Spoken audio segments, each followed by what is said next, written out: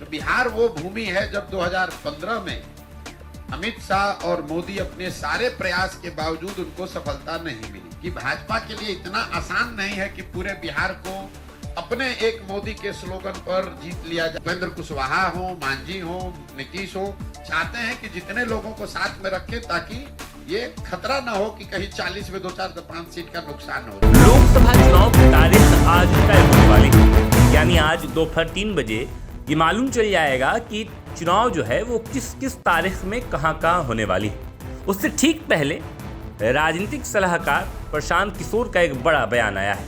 राजनीतिक सलाहकार प्रशांत किशोर ने पदयात्रा के दरमियान भारतीय जनता पार्टी को हद से ज्यादा कमजोर बता दिया है और एक कमजोरी भारतीय जनता पार्टी को जरूर चुभेगी। प्रशांत किशोर ने साफ कह दिया है कि भारतीय जनता पार्टी की जो दाल है वो बिहार में कभी नहीं गल सकती। बिहार समाजवादी वाला प्रदेश है। बिहार की जनता भारतीय जनता पार्टी को कभी सीधे मुंह नहीं लेती। शायद यही वजह है कि कभी नीतीश कुमार, कभी चिराग पासवान, उपेंद्र कुशवाहा तो कभी मांझी के साथ भारतीय जनता पार्टी को बिहार में खेला करना पड़ता है। सुनिए प्रशांत किशोर क्या कुछ कह रहे हैं। अब ये तो जाकर एनडीए वालों से पूछिए कैसे महत्वपूर्ण है। देखिए,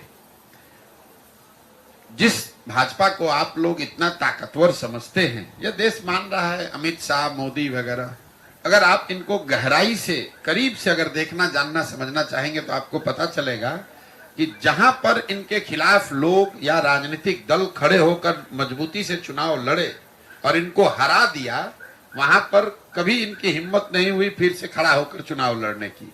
तो बिहार वो भूमि है जब 2015 में अमित शाह और मोदी अपने सारे प्रयास के बावजूद उनको सफलता नहीं मिली।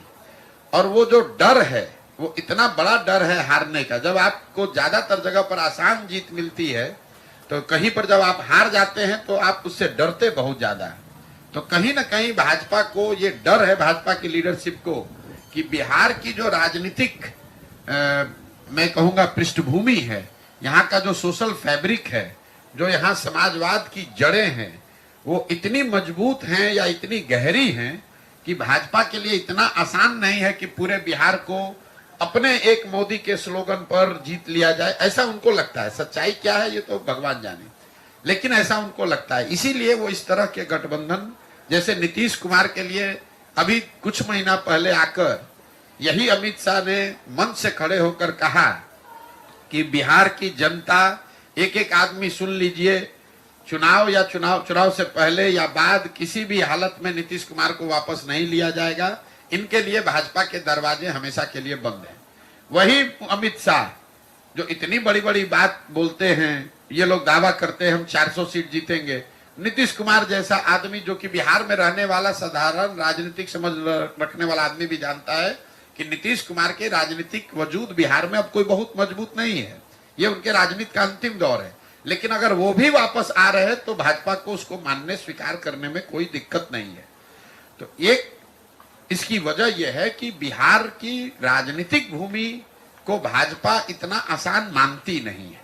चाहे वो चिराग हो, उपेंद्र कुशवाहा हो, मांझी हो, नीतीश हो, चाहते हैं कि जितने लोगों को साथ में रखें ताकि ये खतरा ना हो कि कहीं 40 में 2, 4, 5 सीट का नुकसान हो जाए।